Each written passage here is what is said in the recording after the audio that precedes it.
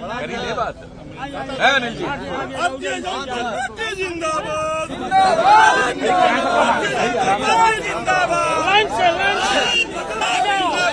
जनता party जिंदाबाद जिंदाबाद जिंदाबाद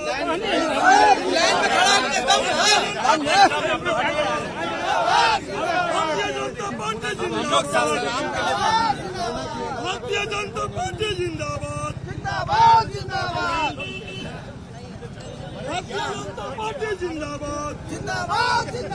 जो कुछ भी दुर्भाग्यपूर्ण हुआ है उसमें आम लोगों से मिलकर शांति व्यवस्था कैसे बेहतर हो, और ये भी जानेंगे कि आखिर ये घटना क्यों हुई, दोषी कौन है, क्यों कोई गोली नहीं लगा और प्रशासन ही उनको रिफर करके भेज दिया बनारस। और बनारस में जब आज मृत्यु हो गई तो उनको 5 लाख रुपया और ये देने का क्या औचित्य क्या था? माने जो अभी आप लोग कहे कि कुछ नहीं हुआ, अभी तक जो बरकरार है उसको छिपा के रखा, उसको छुपा के रखा गया। उसको माने उसी समय भेजा गया था जो यहाँ से रिफर आप किए उस समय। आज उसके मौसा को आप जेल में रखे हुए हैं, जो मौसा के घर में गया था सिर्फ अपनी माँ का इलाज कराने के लिए सासाराम जा गया था, तो आज उसका क्या स्थिति? उसका मौसा मनोज चौधरी जो है उसको जेल में आप डाले हुए उसका कोई दोषी भी नहीं है, वो गिरफ्तार है। और लोग जो जाएंगे सद्भावना तो बनाएंगे ही कि बिगाड़ने का काम।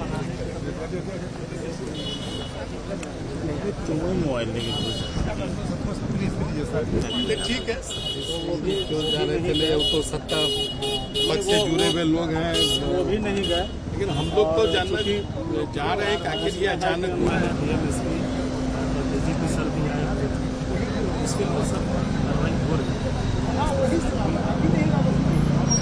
जिस तरह सामाजिक सौहार्द बिगाड़ा जा रहा है और एक पार्टी को कार्रवाई करना नहीं, एक पार्टी को जो भ्रम फैलाने वाले लोग हैं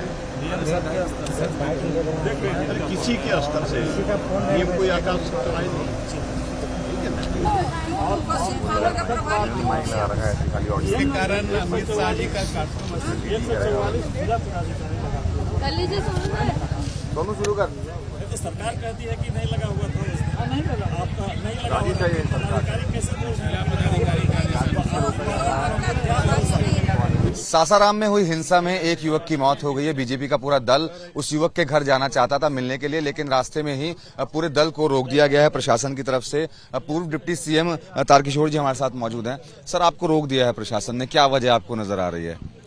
नहीं, देखिए, एनडीए की हम सबों की सरकार थी, हम सबों ने कभी इस तरह के दंगे को नहीं होने दिया, लेकिन महागठबंधन की सरकार में इस तरह की घटनाएं राज्य के कई स्थानों पर हुई और सासाराम में भी निर्दोष लोगों पर पत्थर फेंका गया, बम विस्फोट हुआ, दुकानें जलाई गई, वाहन जलाए गए और राजा चौधरी ऐसा निर्दोष लड़का जो इलाज के दौरान बनारस में उसका निधन हो गया। और ये देखिए दुर्भाग्यपूर्ण स्थिति है। माननीय मुख्यमंत्री और उनके सारे जो सवारा कैबिनेट है वो इतना निश्चिंत है, आम आदमी में किस हालात में बिहार में जी रहा है उससे सरकार को कोई लेना देना नहीं है। सरकार की जो पहली प्राथमिकता होती है कानून व्यवस्था को बेहतर करना, आम लोगों की हिफाजत करना, सरकार कहीं न कहीं बिल्कुल उदासीन रही है। माननीय मुख्यमंत्री भी समीक्षा तब किए जब सारी घटनाएं हो चुकी थी।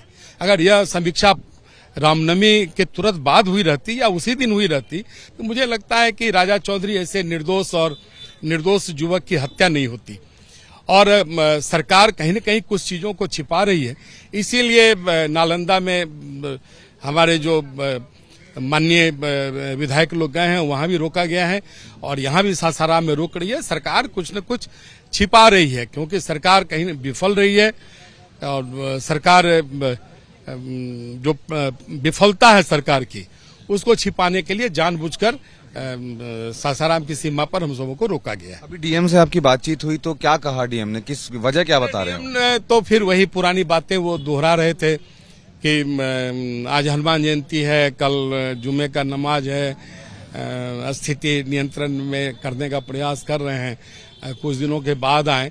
ठीक है, फिर हमको जाना होगा तो उसके लिए जिला पदाधिकारी से पूछने की जरूरत नहीं है, लेकिन आज जाकर हम लोग जो वहाँ का सामाजिक सद्भाव कहीं न कहीं बिगड़ा है, उसको हम लोग रिस्टोर करने के लिए जा रहे थे। सभी हमारे वरीय माननीय पूर्व मुख्यमंत्री, माननीय हमारे कैबिनेट के सदस्य और बहुत सीनियर हमारे अमरेंद्र प्रताप सिंह जी हैं, जयप्रकाश यादव जी, केदार गुप्ता जी, सभी माननीय सदस्य हम लोग जानना चाह रहे थे कि कैसे सद्भाव पैदा हो, कैसे शांति व्यवस्था रेगुलेट हो, इसी के लिए हम लोग जाना चाहते हैं। रेणु देवी जी हमारे साथ मौजूद हैं। आप बताइए, आपको कहीं ना कहीं लापरवाही नजर नहीं आ रही है प्रशासन की, जो भी कुछ हुआ? निश्चित रूप से अगर लापरवाही नहीं होती तो ऐसा घटना ही नहीं घटता।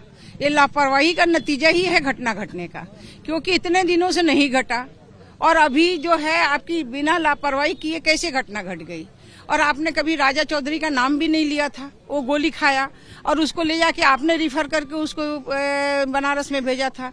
और मौत के बाद आज लोगों को पता लग रहा है कि राजा चौधरी जिनका जो अपने मौसा के यहाँ था, उसका फादर भी नहीं है, और इलाज के दरमियान उसके मौसा दवा लेने गए, उसको भी आप अरेस्ट कर दिए। तो आपसे इसे ही आपका जो हम लोग जो महिला हैं, अगर चावल बनाते हैं तो एक ही चावल को टेस्ट करते हैं और उसे पूरे चावल पका हुआ पता लग जाता है। तो यही कारण है कि इनके यहाँ जो है ये कहते हैं 144 नहीं, और इनका थाना प्रभारी कहता है कि 144 हम डीएम के कारण में हमने किया है, उनके आदेश से किया है। तो आखिर कारण क्या है? इसलिए जो भी गलती हुआ है यहाँ से हुआ है। अगर ये गलती नहीं करते, प्रशासन अगर चुस्त दुरुस्त रहती तो शायद ये घटना नहीं घटती। तो बिल्कुल जो बीजेपी का दल है उन्हें अब आगे जो है वो जाने नहीं दिया जा रहा है। तस्वीरें आप देख सकते हैं कि भारी पुलिस बल जो है वो यहाँ पर मौजूद है और बीच रास्ते में ही जो है इनको रोक दिया गया है और आगे नहीं जाने दिया जा रहा है। और लगातार इनकी तरफ से जो कहा जा रहा है वो यही कि आगे जो माहौल है वो ठीक नहीं है। और जो ये भी आरोप लगा रहे हैं, उन्होंने भी यही आरोप लगाया है कि प्रशासन की तरफ से कहीं ना कहीं गलतियां हुई हैं, उसी की वजह से इतनी बड़ी घटना हुई है। फिलहाल जो बीजेपी का दल है उसको यहीं इसी जगह पर रोक दिया गया है। कैमरामैन राजेश कुमार के साथ मनोज वर्मा, एबीपी न्यूज, रोहतास।